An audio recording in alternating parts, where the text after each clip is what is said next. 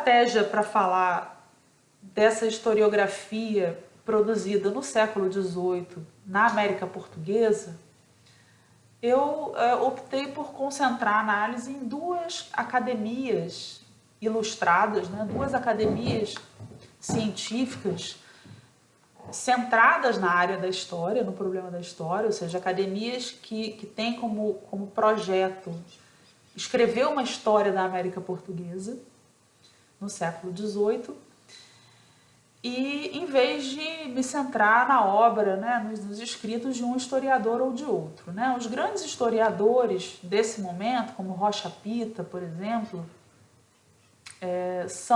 fizeram parte dessas academias e, portanto, escreveram sob seu olhar, sob seu controle.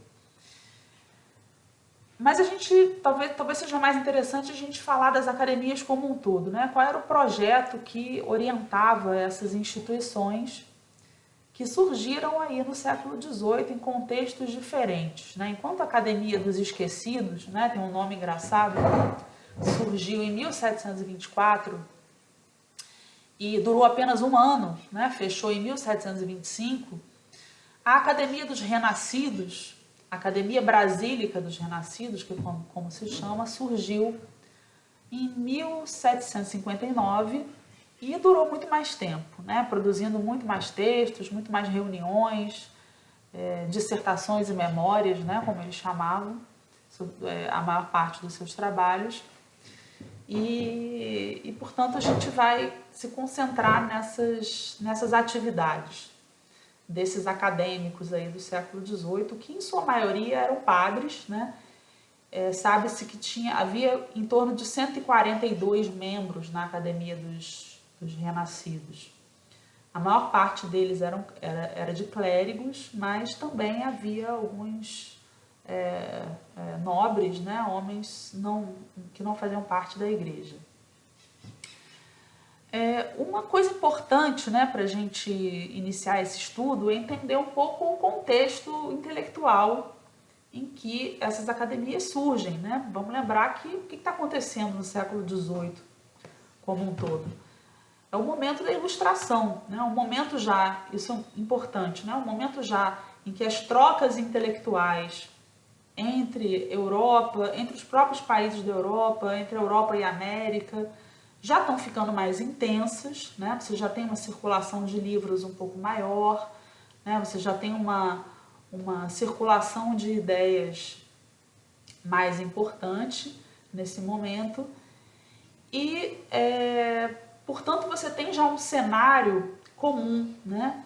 Que ordena um pouco a produção de conhecimento feito por essas elites ilustradas, essas elites de conhecimento, né? Essas elites que estão pretendendo fazer ciência aí nesse momento na América e na Europa e nas colônias americanas, nas colônias em outras partes do mundo também estão se dedicando a tentar produzir ciência. Bom, o que é produzir ciência? Né? O que é produzir conhecimento na visão ilustrada? Né? Na visão de homens como Voltaire, né? Como Montesquieu, como Diderot e d'Alembert, posteriormente na Alemanha, né? Com Hegel, com Kant. Né? O que é produzir conhecimento? Né? A primeira coisa que a gente tem que entender, que perpassa todas as formas de ilustração, é que o conhecimento ele deve ser fruto da razão, né? Ele deve ser fruto de um trabalho interior, de um trabalho da reflexão racional e não fruto da autoridade de instituições, né? Da autoridade de determinados livros, da autoridade de determinados homens, né? Homens de Estado, mas primeiramente, ele é algo democratizado, ou seja, ele é algo que pode ser realizado por amplas camadas da população. Obviamente que a gente está falando de um momento em que a quantidade de letrados, né, de pessoas que são capazes de ler e de escrever é muito pequena, né, e e a ilustração ela acaba também se preocupando com isso, né? O projeto ilustrado acaba se preocupando muito com a educação, muito com o letramento, né? Como ensinar a juventude, né? Todos os iluministas têm muitas obras destinadas a pensar o problema da educação, mas é claro que nesse momento a gente tem uma elite intelectual muito pequena, nem se falar na colônia. Na colônia brasileira, no espaço luso-brasileiro, a gente tem então uma elite intelectual bastante restrita, obviamente, né? Mas o grande mote do iluminismo, portanto, é que o conhecimento deve ser algo produzido por uma mente pensante, né, e não ser aceito, ser simplesmente incorporado a partir da autoridade das tradições.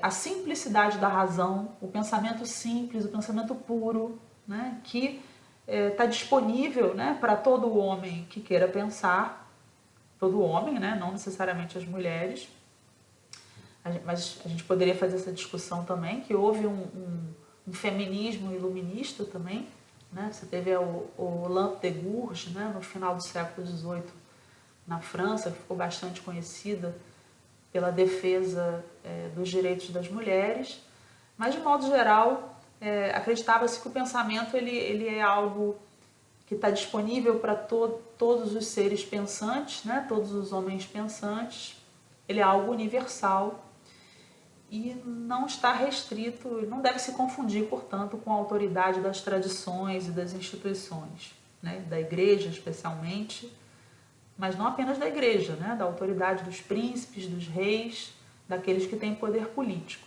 Então isso foi muito disruptivo, né? Essa potência assim, da reflexão ilustrada,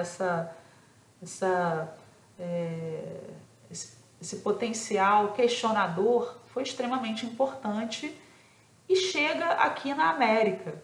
Embora a América portuguesa não pudesse, como a gente sabe, reproduzir livros, imprimir livros aqui, isso era terminantemente proibido. Você tinha a censura régia, né? A gente tinha o Santo Ofício também trabalhando e censurando livros, mas de qualquer maneira sabe-se que as bibliotecas dos homens ilustrados das elites portuguesas na América eram bastante ricas e autores como Rousseau, como Voltaire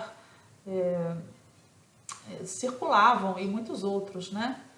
Abade Rainal, circularam fortemente nas bibliotecas de mão em mão aqui dos homens, das elites portuguesas na América.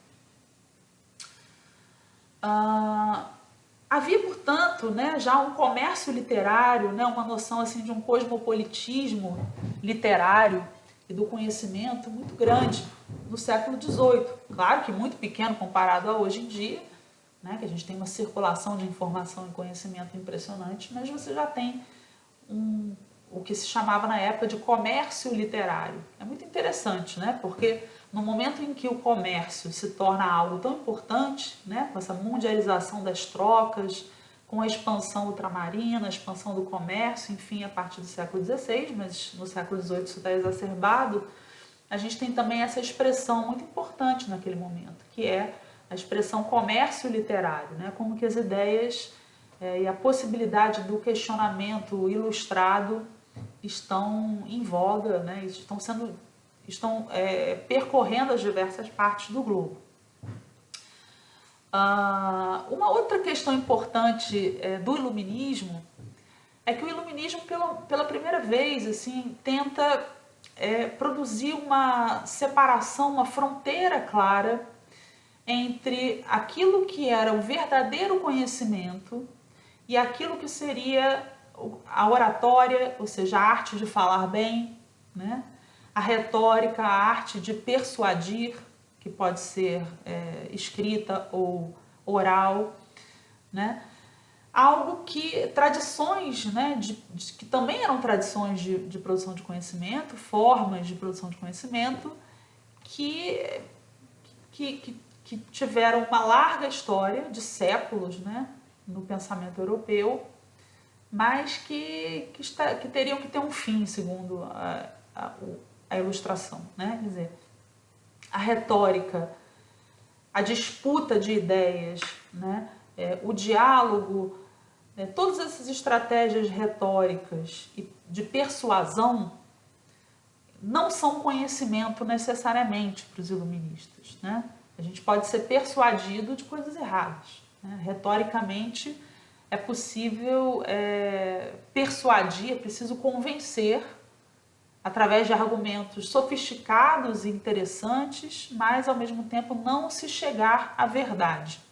Então, uma das grandes coisas, e a persuasão, a retórica, a disputa de ideias, a dedução de ideias a partir da disputa retórica, era uma estratégia da escolástica, né? Dessa tradição antiga e medieval, dessa tradição medieval, desculpa, de produção de conhecimento, muito comum nos mosteiros, né? E trazidas para o Brasil pelos jesuítas, né? Que era uma companhia que foi responsável pela catequização dos índios, né, pelo movimento missionário no Brasil desde o início da colonização. Então, era preciso demarcar as fronteiras entre oratória, retórica e conhecimento, né?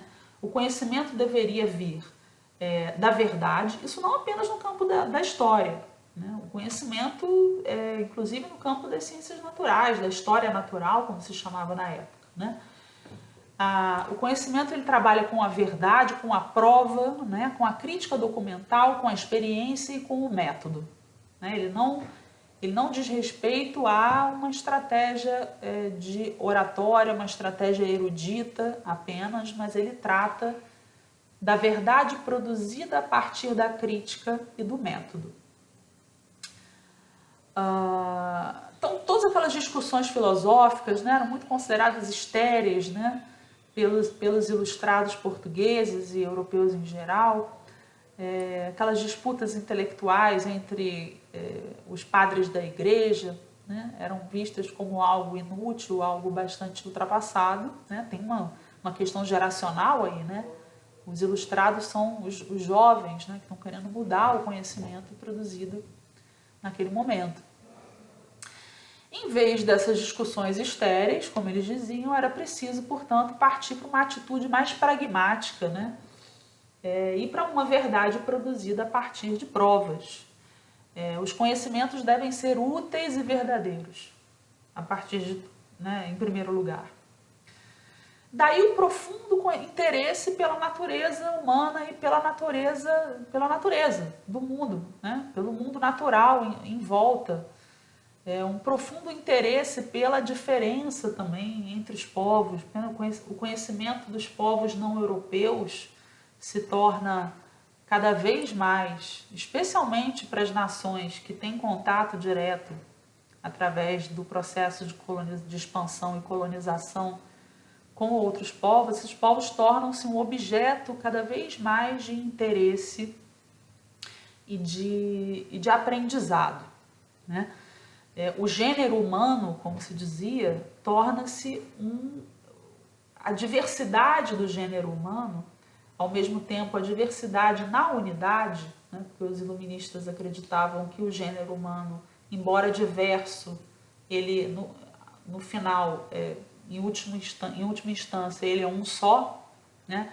Essa diversidade do gênero humano é extremamente interessante e precisa ser conhecida, né? Os costumes diversos dos povos, né? Voltaire tem um texto que foi muito, muito influente, que se chama Ensaio sobre os Costumes, né? E Montesquieu também trata dos costumes políticos de diversos países, diversas regiões, né? E faz um trabalho comparativo entre esses costumes.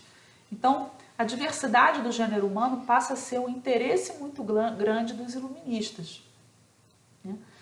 E a gente vai ver que a diversidade, que esse interesse pela diversidade do gênero humano também se traduz no interesse pelos povos indígenas na América, né? Um interesse, um desejo de conhecer esses povos, para, inclusive, melhor catequizá-los também, melhor conhecê-los para dominá-los, né? Mas também conhecê-los, né? Conhecer sua língua, conhecer sua cultura, entendendo, portanto, que, embora sejam profundamente diferentes, os povos do mundo fazem parte de um mesmo gênero humano e, portanto, possuem a mesma potencialidade. Ou seja, por mais que sejam diferentes as culturas, os costumes, as formas morais, as formas políticas, existe um ponto fundamental que une todos os homens, e isso é talvez um dos grandes motes, né, de ensinamento da tradição ilustrada, na qual os portugueses e a América Portuguesa estão inseridos. Se todos os povos, se todo o gênero humano, como se dizia, possui uma mesma unidade,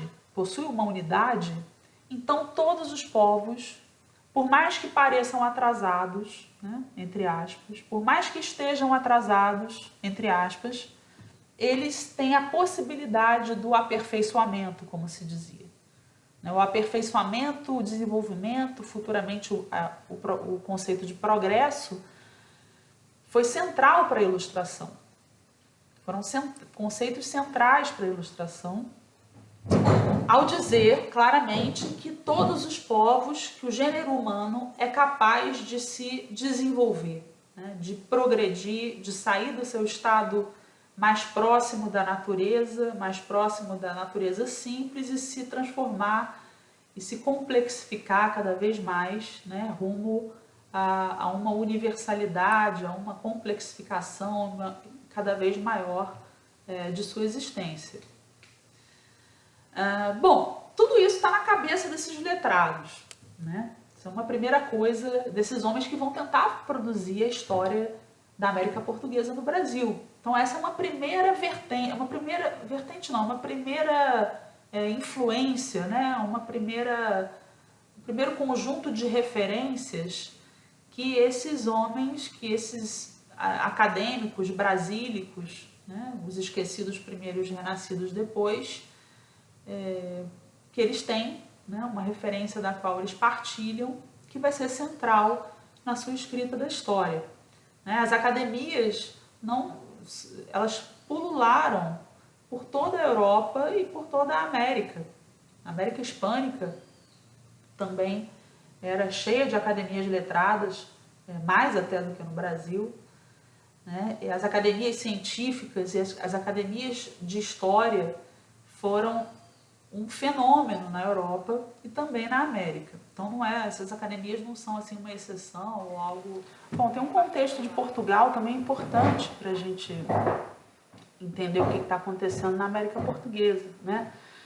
A gente tem, em primeiro lugar, um sentimento nativista muito forte em Portugal, né? Um sentimento de que Portugal agora seria uma grande potência novamente. Portugal, nesse momento, era muito comum entre as elites portuguesas o sentimento de um profundo atraso de Portugal, um profundo desgaste, né, daquele grande império ultramarino que no século XVI prometia ser o grande império mundial, e que teria entrado numa decadência, inclusive depois fora dominado, né, por uma outra potência. A gente sabe que a União Ibérica durou entre 1580 e 1640. Então, Portugal, naquele momento do início do século XVIII, estava no momento de tentativa de ascensão, tentativa de retomada dessa grandeza antiga perdida. Então, o contexto pós-restauração, ele, embora já tivesse passado já bastante tempo em relação ao fim da restauração portuguesa, ao fim do domínio espanhol sobre Portugal, ainda era bastante forte no século XVIII, né? O sentimento dessa retomada da importância de Portugal.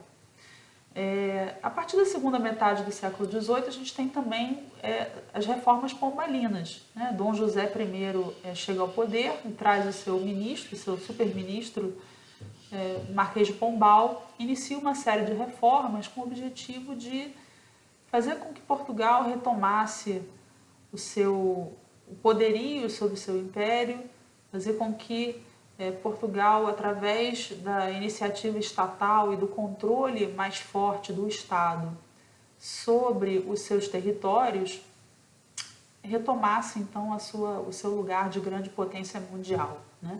A gente sabe que no contexto político do antigo regime, né, a forma política do antigo regime, ela é uma forma que tende a ser muito descentralizada, né? Os nobres têm muito poder, a igreja tem muito poder, as ordens têm muito poder, mandam inclusive em territórios e pessoas, e portanto o Estado ele não tem tanta ingerência assim, sobre seus territórios e sobre as gentes, né?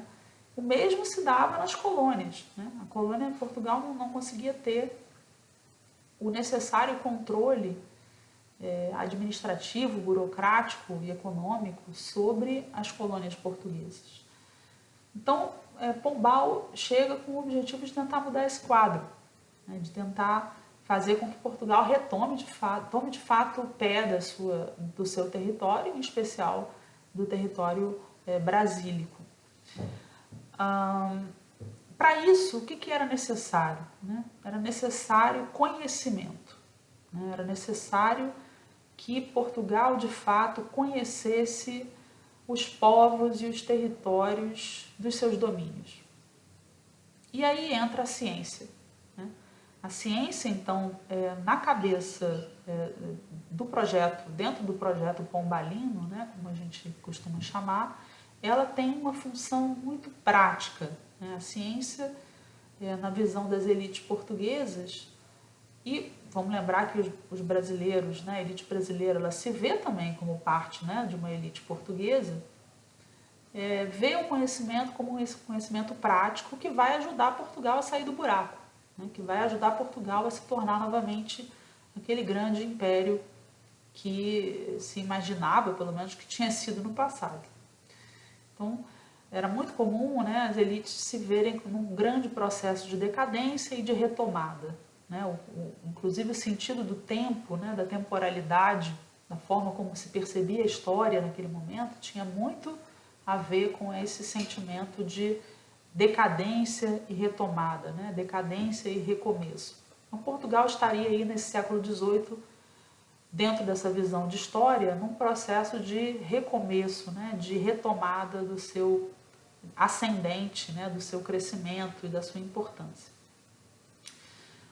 O conhecimento histórico, portanto, ele entra dentro desse projeto, né? Ele além de simplesmente descrever a história, mas é descrever a história de um ponto de vista do engrandecimento de Portugal e também de um ponto de vista do conhecimento profundo sobre os povos e as pessoas que compunham essas vastidões que eram propriedade, né, do rei de Portugal. Então era preciso conhecer os povos indígenas, descrever detalhadamente a natureza, descrever detalhadamente os acontecimentos históricos, as batalhas, né? Aquilo que foi o germe do atraso, mas que também teria sido o germe das possibilidades futuras não realizadas. Então, conhecer a história tinha um viés muito pragmático, né? A história era mestra da vida e poderia ser, e era uma fonte de conhecimento dos vícios e conhecimento das grandezas e das possibilidades futuras desse reino de Portugal.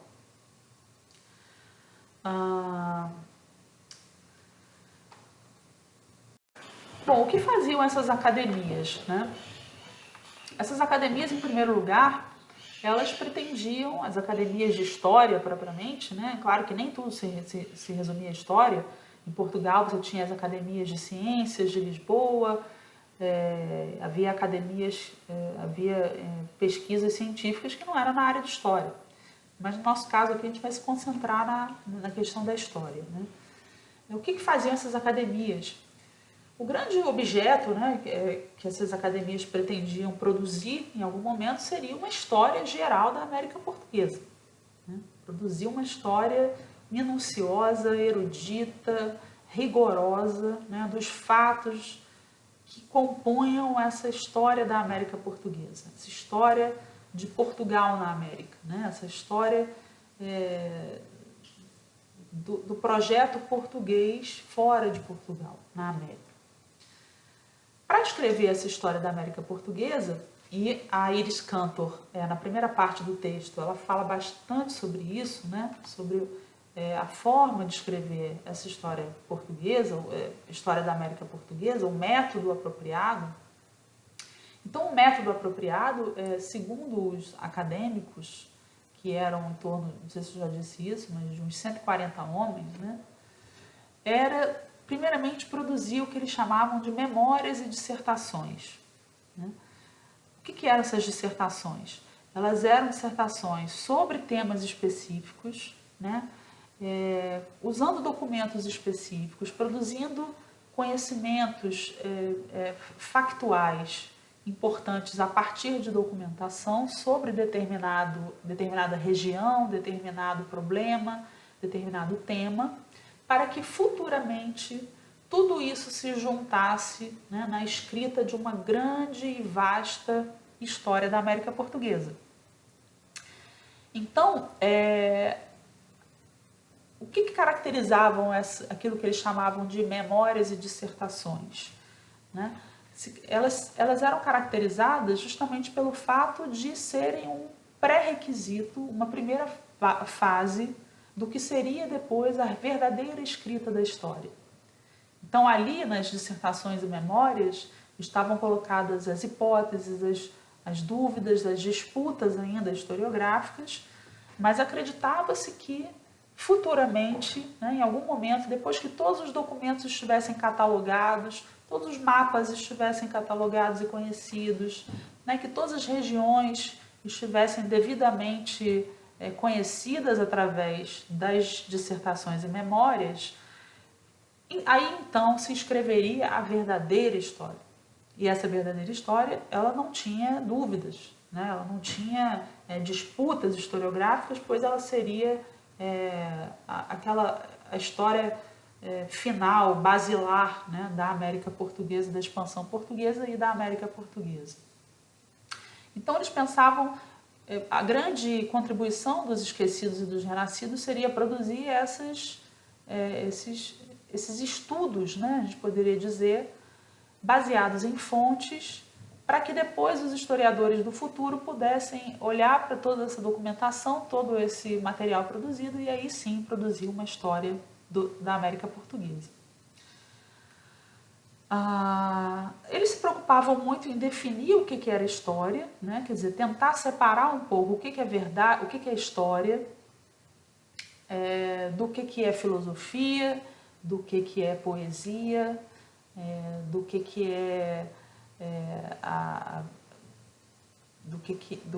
são as outras formas, né, de narrar, inclusive, de produzir, de fazer conhecimento.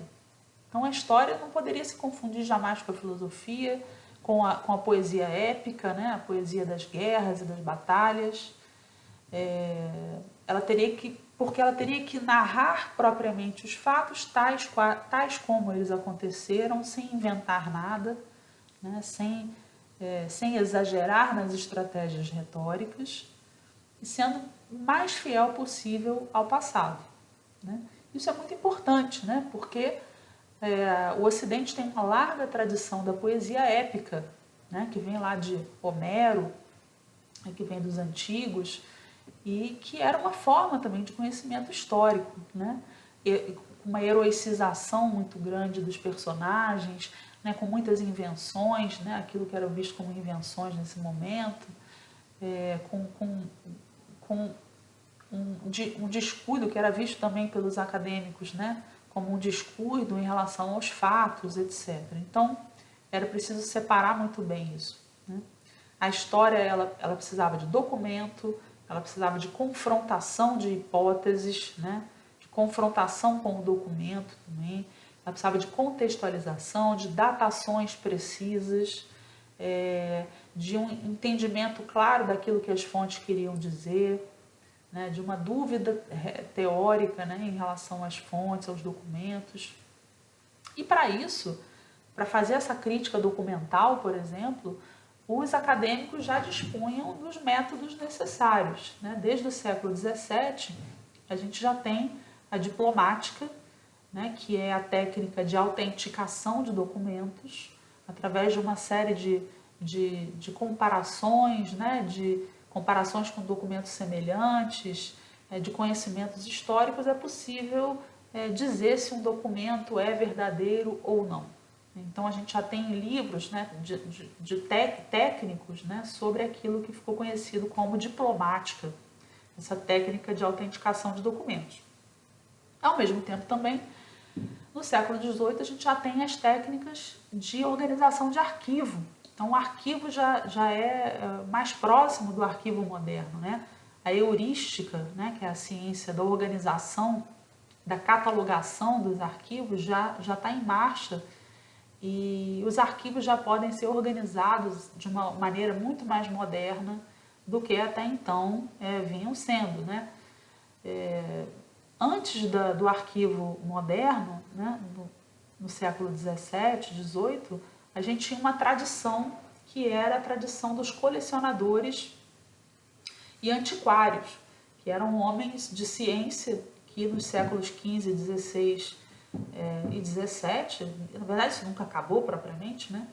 Se dedicavam a fazer grandes coleções, né?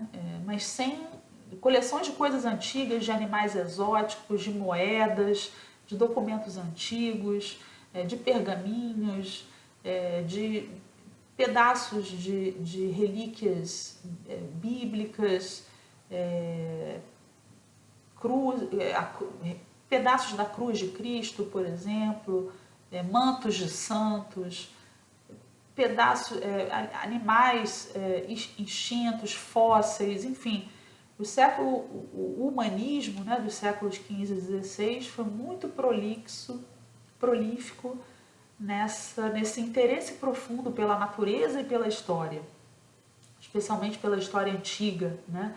As moedas antigas, os vestígios das civilizações antigas.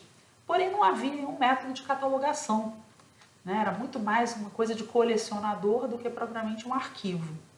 Nesse momento, no século XVIII, ao contrário, a gente já tem a arquivologia moderna se desenvolvendo, e isso já está na cabeça aí dos nossos acadêmicos renascidos e esquecidos. Era preciso, portanto, fazer uma história rigorosa, né?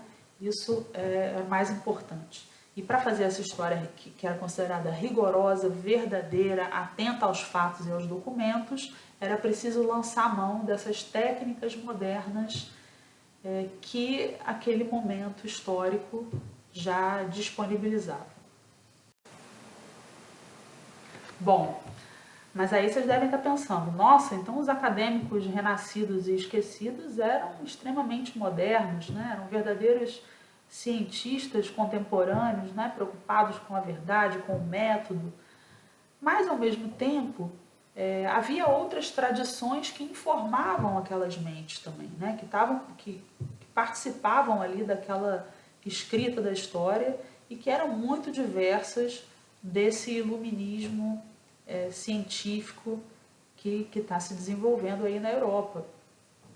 Uma dessas tradições é a influência do providencialismo cristão, ou seja, a ideia de que a história pode ser lida a partir da Bíblia, né?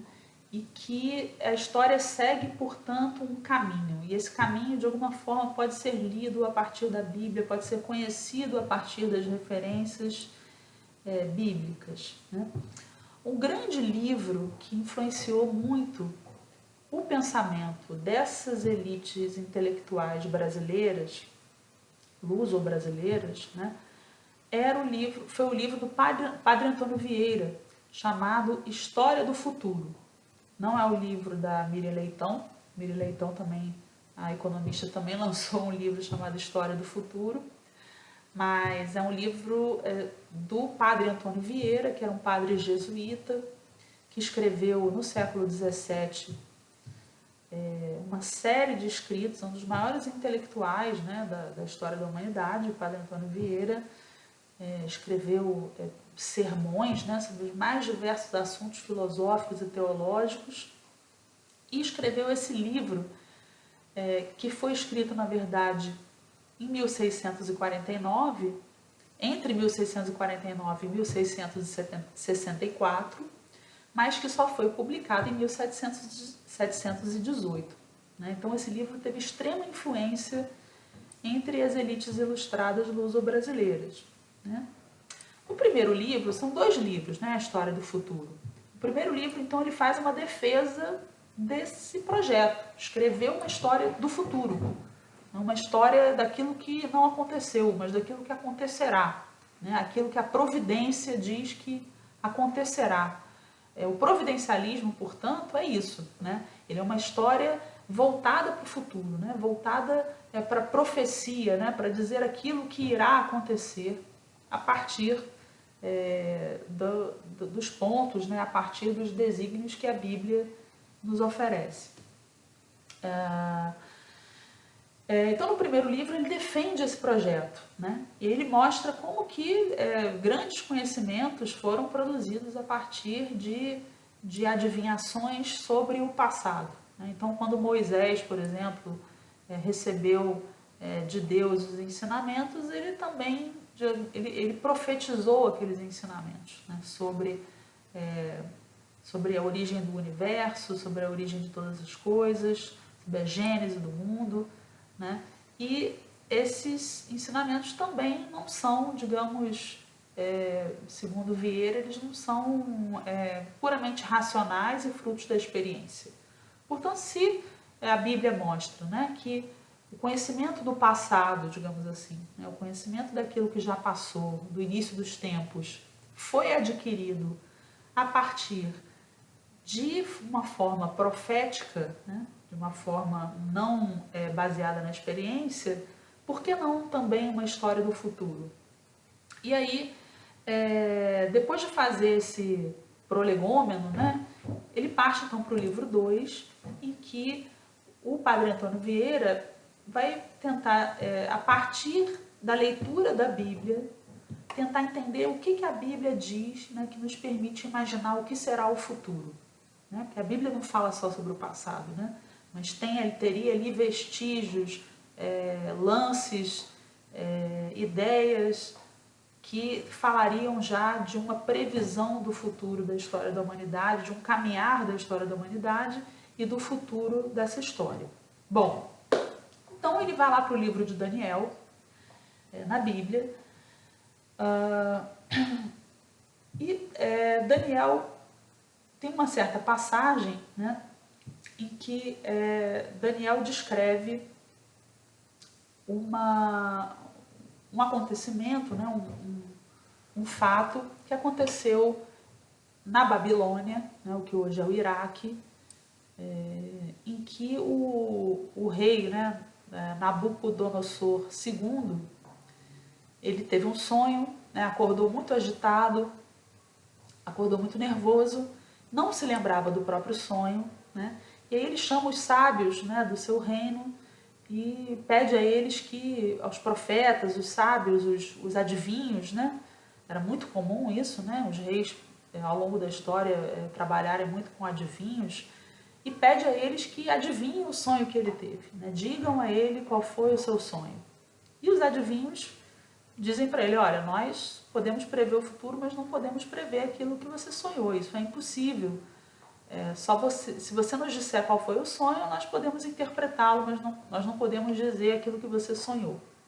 E aí ele manda matar esses adivinhos, né? Ele fica furioso e manda matar esses adivinhos. E Daniel, né, que era um judeu que estava escravizado nesse momento na Babilônia, ele fica sabendo dessa história e vai para casa e tal, e aí ele sonha, né? Daniel sonha com o sonho, né, do rei Nabucodonosor e resolve, e ali ele entende tudo, ele compreende aquilo que o rei tinha sonhado e resolve ir até a corte do rei para dizer ao rei que ele tinha descoberto o mistério estava resolvido. Então o rei o recebe E Daniel conta a seguinte história. Ele conta o seguinte: eu sonhei com um grande gigante, não um gigante, grande gigante é engraçado. Sonhei com um gigante, gigantesco, né? Gigantesco, do tamanho de uma montanha. E esse gigante, ele era da seguinte maneira, né? Era uma estátua, era um gigante em forma de uma estátua, né? Uma estátua em forma de homem, que possuía uma cabeça feita de ouro, né? O peito e os braços eram feitos de prata. A barriga e as coxas eram feitas de bronze. As pernas eram feitas de ferro e os pés eram feitos um pedaço de ferro, parte de barro.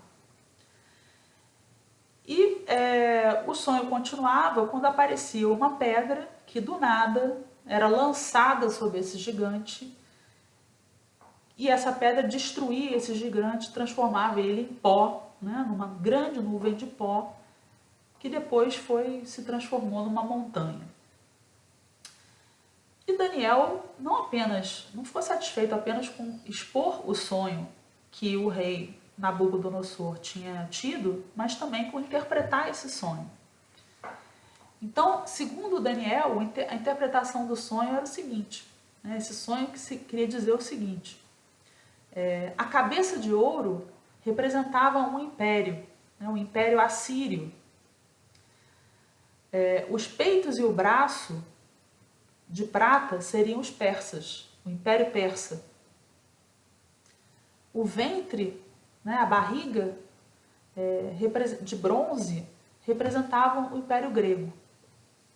As pernas e os pés representavam o império romano. As pernas e os pés de metal e barro representavam os romanos. E por fim, a pedra representava o quinto e último império, que seria, segundo agora, né, o padre Antônio Vieira, né, claro que Daniel não disse isso lá no período bíblico, né, mas que segundo Vieira seria Portugal. Então nasce aí com Daniel, né, e com a interpretação que Vieira fez de Daniel, a ideia de que Portugal iria constituir um dia o quinto grande império mundial, que seria um império cristão, né, um império totalmente dominado pela fé cristã, e Portugal, portanto, seria um grande e poderoso império. Então essa teoria, essa profecia, né, do quinto império, esse providencialismo baseado na ideia do quinto império, estava na cabeça desses homens, né, que viviam na porção brasílica do Império Português e percebiam que Portugal estaria, portanto, na iminência de se transformar nesse quinto império, que essa profecia estaria se concretizando justamente com a grandeza brasileira, né? Então Portugal não era apenas o Brasil não era apenas uma colônia, né, apenas um território a ser explorado economicamente, mas era a possibilidade, de fato, de Portugal se tornar esse quinto império mundial, essa grande potência universal cristã, né, capaz de reorganizar o mundo em torno da cristandade, enfim. Então, Portugal seria o centro desse mundo, né? Segundo essa profecia, que foi extremamente popular, inclusive foi também desenvolvida por outros autores, além do padre Antônio Vieira, né? Portugal seria, portanto, um momento, né, esse quinto império era muito peculiar, né, para Vieira, porque nesse momento, veja que também é uma contagem do tempo, né? É uma contagem antiga do tempo. Esses 5 impérios que Vieira interpreta a partir da profecia de Daniel, ele é também uma forma de contagem do tempo. É uma contagem do tempo que vê o tempo como separado em grandes unidades políticas e territoriais, que são os impérios. A gente não tem aí, no período do profeta Daniel, né? E também, em certo sentido, o período do Vieira, uma percepção da contagem do tempo como apenas temporal, né? A gente tem também uma contagem do tempo que conta o tempo a partir de unidades territoriais. É algo muito difícil da gente entender hoje em dia, né? Mas plenamente possível naquele momento do século XVII em que escreveu o Padre Antônio Vieira. Então esse quinto império seria um império especial, porque seria uma espécie de império globalizado, né? Portugal já teria...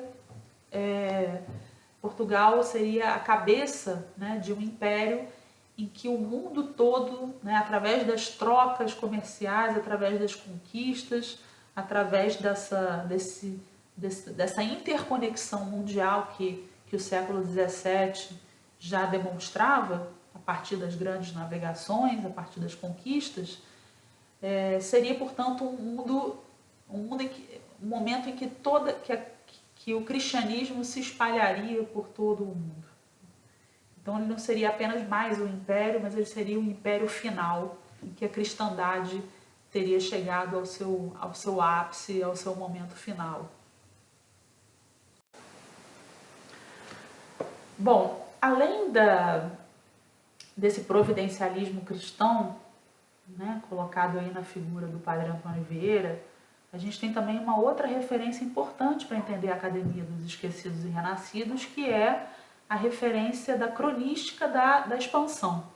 E aí é um texto um pouco anterior ao texto do Padre Antônio Vieira, História do Futuro, né, que são as décadas da Ásia, escritas pelo cronista das navegações e da expansão portuguesa, que foi o João de Barros, né?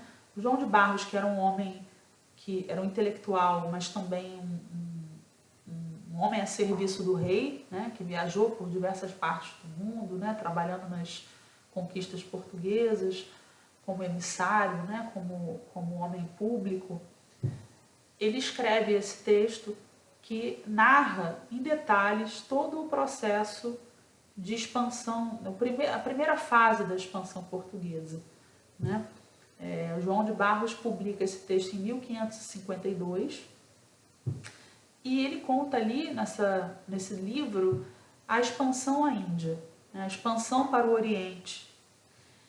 Qual a importância desse texto, né? Primeiro, você tem ali uma história humanista, ou seja, não há ali milagres, né? Não há ali interferências divinas, não há ali providencialismo, mas você tem um relato minucioso, pormenorizado dos fatos dessa expansão.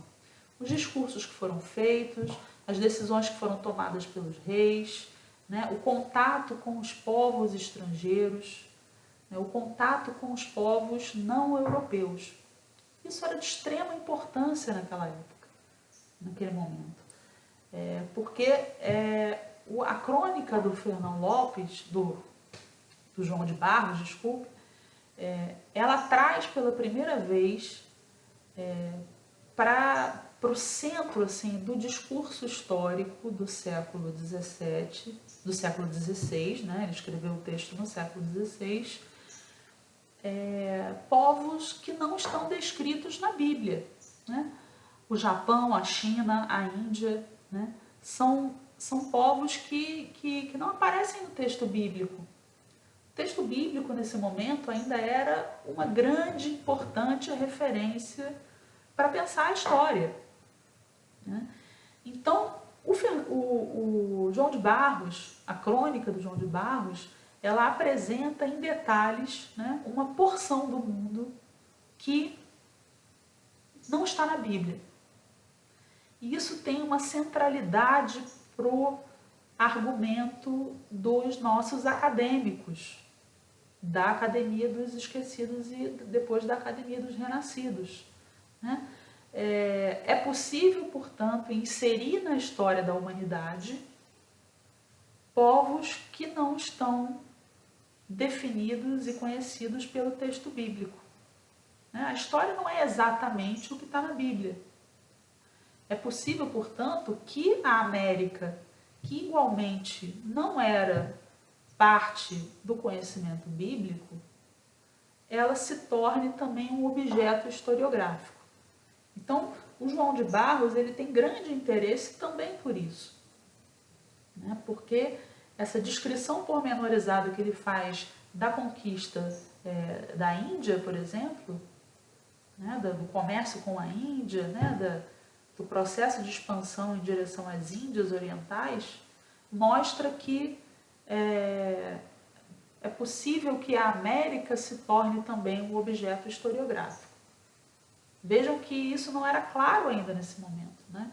A América não era um objeto historiográfico, ela não era vista assim como parte fundamental da história, né?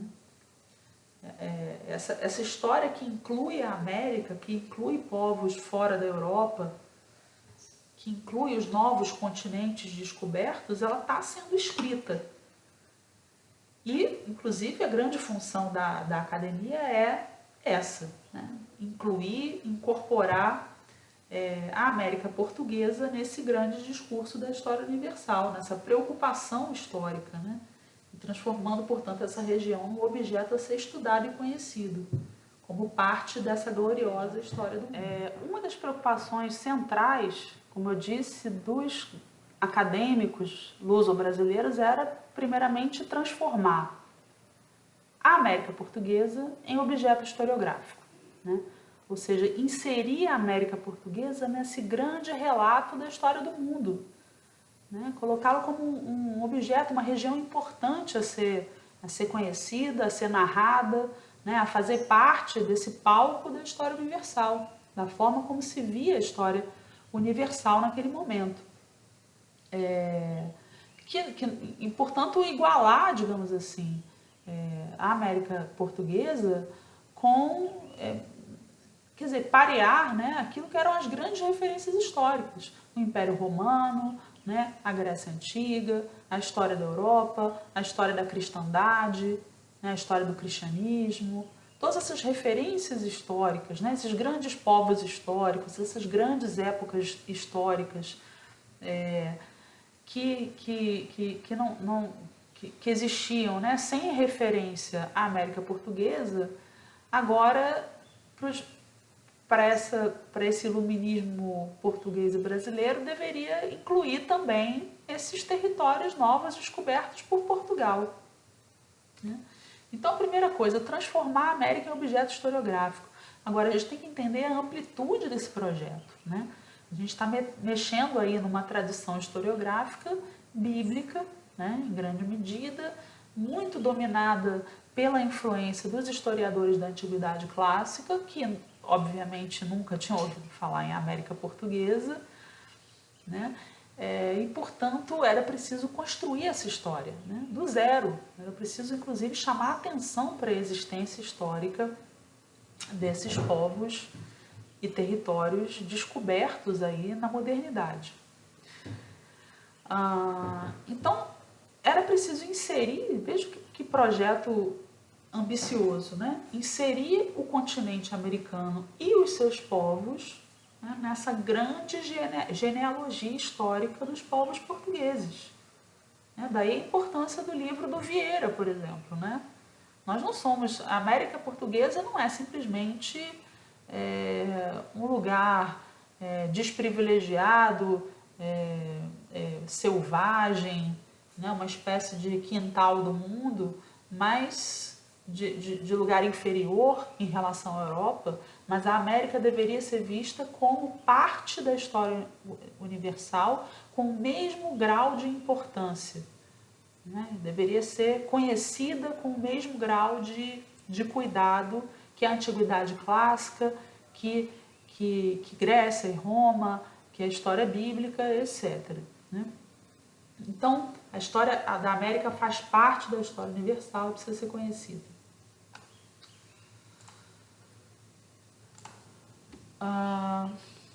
Bom, quais as temáticas concretas, né, com que os acadêmicos se deparavam, né? Quais as discussões eles travavam, sobre o que eles escreviam, né? Isso é muito interessante, né? Uma das pautas importantes da escrita das memórias e das dissertações históricas dos acadêmicos era a pauta indígena. Então, por que falar do indígena, né? Por que o indígena era importante como objeto para esses acadêmicos? Havia uma grande discussão, por exemplo, em algumas memórias sobre a família Caramuru, né, que era uma espécie de família mítica, né, que aparece nas crônicas portuguesas desde o início da colonização, que era aquela família formada pelo branco, pelo colono branco, né, que chega para colonizar os povos e territórios do continente americano, e a Índia, né, a Índia a Índia virtuosa, boa e virtuosa, que se transforma nessa esposa do colono, né? E se transforma depois numa mulher aculturada, digamos assim, né? Então, você tinha grandes discussões acadêmicas, historiográficas, incrivelmente, né, surpreendentemente, sobre a família Caramuru, a existência da família Caramuru, os vestígios históricos que provam que essa família de fato existiu. Mas o que para nós parece absurdo, né? Você tentar provar uma lenda, né? Tentar provar uma história lendária, mas que para esses homens não era nada estranho, né? Quer dizer, havia então, portanto, uma mistura muito interessante aí de tradições orais, tradições culturais e crítica historiográfica, né? Era perfeitamente possível para esses historiadores do século XVIII tentar provar, né, a partir de métodos historiográficos, de crítica de fontes, de vestígios, etc., a existência concreta daquilo que a gente chamaria hoje de fábulas, né, de coisas que não têm uma concretude. Mas, enfim, então tinha por trás dessa questão da família Caramuru e da Índia, né, você tem uma idealização da ancestralidade indígena, né? O índio, mas vejam que interessante, né? O indígena brasileiro aqui nesse discurso, ele não é mais apenas o selvagem, né?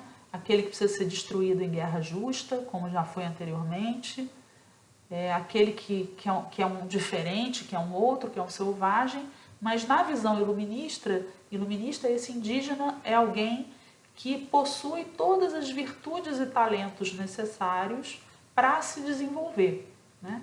E a Índia, né, da família Caramuru, ela, segundo essa visão, ela demonstra isso, porque ela foi capaz de ascender, de se casar com um homem branco e se tornar uma mulher quase europeia, né? Uma mulher capaz de viver dentro dos padrões da sociedade europeia. Então ela foi capaz de se desenvolver, né? de aperfeiçoamento, que era o grande lema do projeto iluminista. Mas vejam que interessante, né? Por que isso é importante? Né? Porque justamente o indígena, né? Não o negro, vejam que interessante, que cruelmente interessante, né? Mas o homem negro não aparece nesses termos. Né? O homem negro não é um objeto de interesse historiográfico, mas o homem indígena sim, a sociedade indígena sim. Porque a sociedade indígena ela passa a ser vista como uma espécie de origem, né? De origem nobre, de origem heróica e uma origem nobre, né, da sociedade brasileira, da sociedade luso-brasileira. O índio seria uma espécie de grego, né? Seria como o grego, seria como o romano, ele teria o status da antiguidade clássica. O índio estaria vivendo nesse continente desde os tempos imemoriais, né? Esse não é um continente novo, esse é um continente muito antigo e muito importante na visão desses acadêmicos. E, portanto, nobilitar o índio, né, é nobilitar o continente. É dizer, olha, não é só vocês, europeus, que são antigos e importantes. Nós também somos antigos e importantes. Nós também temos a nossa tradição, né? Nós também temos a nossa origem nobre, né, e virtuosa, Os nossos índios são nobres e virtuosos. Embora profundamente diferentes, eles têm uma origem em comum conosco e, portanto, eles são os nossos gregos, né? Eles são a nossa antiguidade clássica, eles são a nossa origem nobre e importante e fundamental. Outra questão importante para essa tematização do indígena é provar, né, que a partir das fábulas indígenas, das histórias contadas oralmente pelos indígenas, que foram fartamente documentadas pelos jesuítas, né, responsáveis durante muito tempo pela catequização dos índios, essas fábulas, essas histórias, esses mitos, eles demonstravam que o continente americano era muito antigo e que o povoamento americano era muito antigo, né? Que o povoamento americano ele tem a origem na antiguidade, né? Ele tem uma origem muito profunda na história e que, portanto, o que é mais interessante para eles, né? Que na época bíblica ou nas épocas e períodos a que a Bíblia se refere, né, já havia colonização na América. Então a América ela é um continente antigo, ela é um continente que pareia com a Europa. E a Bíblia não fala da América, mas mas a América já existia. Então vejam que interessante. É um discurso que, ao mesmo tempo em que valoriza o discurso bíblico, né, mas já mostra algo que é importante em termos de uma modernização do discurso, né, de que a Bíblia não contém toda a história da humanidade, né, que tem uma parcela da diversidade humana que não está contida na Bíblia. E o índio e as suas fábulas, a sua existência, a sua história mostra isso, né, mostra que a história é muito mais antiga. Por exemplo, né, há relatos de mitos indígenas, de histórias contadas pelos indígenas, né, estudados aí pelas academias, que falam de um grande dilúvio. Então os acadêmicos faziam uma relação entre, e essa discussão durou até o século XIX, né, se esse grande dilúvio era o mesmo dilúvio da Bíblia, né, quais eram os vestígios históricos desse dilúvio. E aí, portanto, a importância da oralidade nos estudos acadêmicos nesse momento, né? Era possível conhecer os indígenas a partir apenas das suas fontes orais, porque os indígenas não escreviam. Então, a oralidade se torna muito importante nesse projeto historicista luso-brasileiro. Portanto, era preciso estudar as línguas e tradições indígenas, coisa que os portugueses não faziam lá no continente, na Academia de Ciências de Lisboa, na Academia Histórica de Lisboa. Mas no Brasil era necessário catalogar, produzir, conhecer as línguas, as tradições, e, portanto, o indigenismo, né, se tornou, a partir desse momento, um grande objeto de estudos e nunca mais deixou de ser.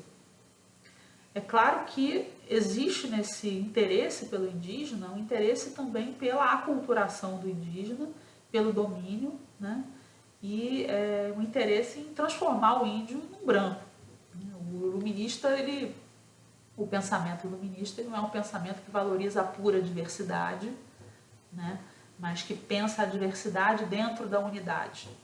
Então, a diversidade existe, porém, a unidade do gênero humano se sobrepõe a essa diversidade e o futuro, portanto, do indígena é expressar essa universalidade do gênero humano, e isso significa se equiparar cada vez mais ao homem branco.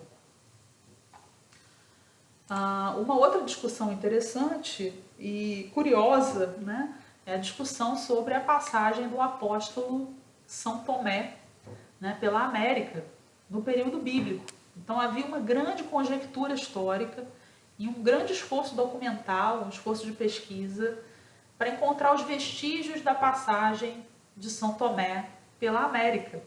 São Tomé era um dos apóstolos, né, de Jesus, e ele de fato, há relatos de que ele esteve na Índia, esteve em uma série de lugares, levando a palavra de Deus, e também teria estado no Brasil e também na América Hispânica, né? Então essa lenda, né, da passagem de São Tomé, ela está presente aí em diversos autores, diversos cronistas, na América Portuguesa e na América Hispânica. Vocês podem inclusive perguntar para o professor Luiz Estevão, que ele pode falar um pouco disso para vocês também. Então, relíquias da passagem, as pegadas de São Tomé, né, em que medida São Tomé aparece na América, né, em que medida ele deixou pegadas, deixou vestígios da sua passagem. Né? E vejam que o que está por trás também desse debate. Né? Ele é um debate que para nós parece esquisito, curioso, mas ele é estratégico. Né?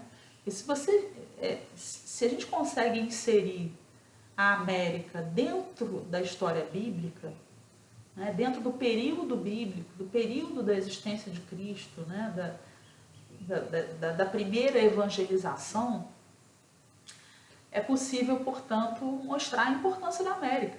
A América não é um lugar qualquer, mas ela é um dos grandes continentes, né, e o continente que é, na verdade, o grande futuro da história da humanidade. É para onde nós caminhamos, é onde as maiores potencialidades do gênero humano estão contidas. E mostrar que São Tomé esteve na América é fornecer a esse continente uma importância, né, uma dignidade que apenas a Europa e parte do Oriente tinham naquele momento dentro do discurso histórico. Um outro debate também citado pela Iris Cantor e por outros autores é o debate sobre a primazia portuguesa na América e, portanto, a cronologia do descobrimento.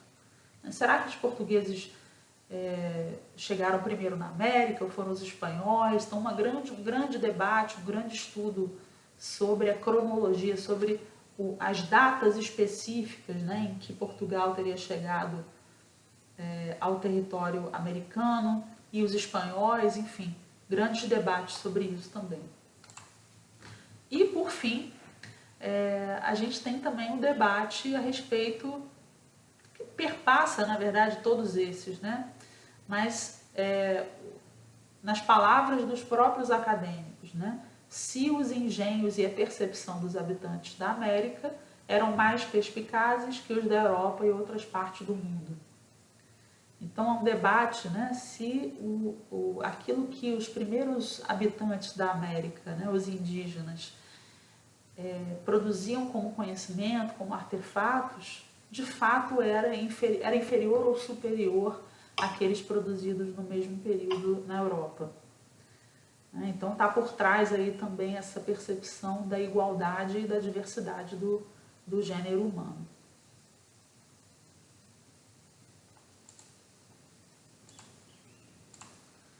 Bom, a conclusão da Iris Cantor é uma conclusão interessante, importante, né? Quer dizer que toda essa mescla entre pensamento bíblico, pensamento messiânico, fundado lá na teoria do Padre Antônio Vieira, essa percepção da história universal desenvolvida por esses autores, né? A partir de todas essas tradições de pensamento, tinham o grande objetivo estratégico, embora isso fosse mais ou menos consciente para esses homens, evidentemente, mas esse objetivo estratégico de valorizar o continente americano. Né? E dizer, olha, portugueses, vocês precisam de nós aqui no Brasil. Né? O Brasil não é simplesmente um quintalzão, né? Um lugar aí que vocês vêm aqui para tomar as riquezas, né? Não se trata simplesmente de um território qualquer, mas nós somos o futuro de Portugal, né? Nós somos o futuro da Europa, né? Nós somos o futuro do projeto cristão, né? Então é uma perspectiva assim, de valorizar de fato o continente, né? Mostrar que Portugal precisava do Brasil, que a Europa precisa do continente americano, né? que o Quinto Império, né, daí a importância da ideia do Quinto Império, seria no Brasil, e que era preciso conhecer profundamente a história desse continente. E que o Brasil seria a grande realização de Portugal. A grande realização da grandeza de Portugal seria na sua porção brasílica, seria no seu território brasílico, e não mais no continente. O Brasil era a porção privilegiada do Império. O Brasil era o futuro do Império Português e o futuro da Europa. O Brasil e o restante da América, se a gente pensar na Europa como um todo. O Brasil também era o grande potencial regenerador de Portugal. Portugal não ia sair do seu atraso, da sua crise, sozinho. O Brasil era o lugar justamente em que Portugal ia avançar. O Brasil era o braço de Portugal e era o braço glorioso de Portugal. E, portanto, conhecer essa história era conhecer a história do futuro, diria o Vieira. Era conhecer a história, era conhecer a história da região mais rica, mais importante, mais estratégica de Portugal. Era conhecer o futuro de Portugal, Bom, essa visão, ela não é uma visão qualquer, Essa visão estruturou, isso é muito importante até para a gente entender um pouco da história do Brasil posteriormente, da história dessa colônia, Que essa visão assim profética, providencial sobre o território brasileiro, que estava por trás aí desses trabalhos historiográficos, ela esteve muito presente na mente dos estadistas, dos homens públicos, dos burocratas da corte portuguesa, da elite portuguesa, da coroa portuguesa, e esteve presente igualmente na burocracia portuguesa, na elite política brasileira, que veio para o Brasil em 1808 com a vinda da família real em meio às invasões napoleônicas. Então, quando Portugal, de fato, a sede do reino português se muda para o Brasil, e o Brasil, aí de fato, para muitos homens públicos naquele momento, as elites dirigentes, e o próprio monarca, percebem que toda essa perspectiva da centralidade do Brasil está sendo concretizada. Então, é muito errado assim, quando a gente vê, por exemplo, a gente vê nessas histórias públicas, nessas histórias produzidas assim para venda, nas livrarias dos shoppings, a gente vê assim a vinda da família real como uma vinda atabalhoada, fugida, aquele monte de gente maluca, sem saber direito o que estava fazendo, saindo correndo de Portugal.